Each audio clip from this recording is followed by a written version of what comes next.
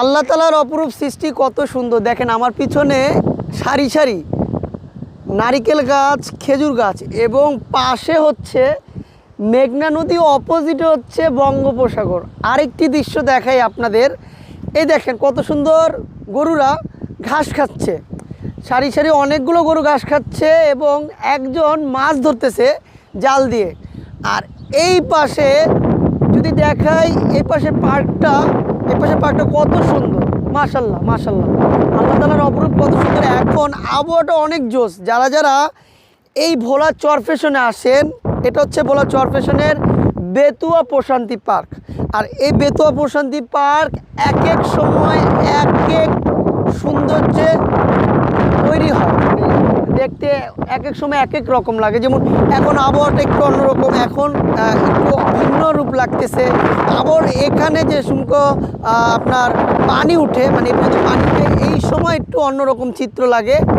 আর এই পাশ দিয়ে বিকেল হলে কয়েক হাজার মানুষ ভ্রমণ করতে আসে। আমি যদি একটু দেখাই, আর ইলিশের সাম্রাজ্য হচ্ছে এই দ্বীপ জেলা ভোলা।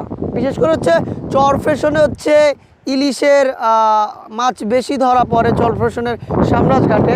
আর এই পাশে যদি একটু দেখেন যে গরু ঘাস খাচ্ছে এবং একটি গরু দেখা যাচ্ছে যে তার মা গরু থেকে আপনার এই যে দেখাই দৃশ্যটা, যদি দেখাই, দেখেন কত সুন্দর দৃশ্য, মাশাল্লাহ মাশাল্লাহ।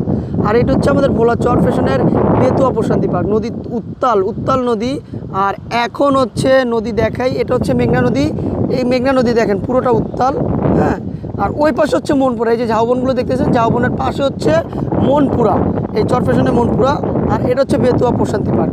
তো যারা আমার ভিডিও দেখেন, আমাদের ভোলা চরফেশন নয়, শুধু ভোলা দ্বীপ জেলা ভোলা চারো সাইডেই হচ্ছে আপনার সৌন্দর্য লীলাভূমি। কারণ এটা একটি দ্বীপ, কোনো স্থলপথ নেই, যোগাযোগের ব্যবস্থা নেই স্থলপথে। রাত হলেই যোগাযোগের ব্যবস্থা বিচ্ছিন্ন হয়ে যায়।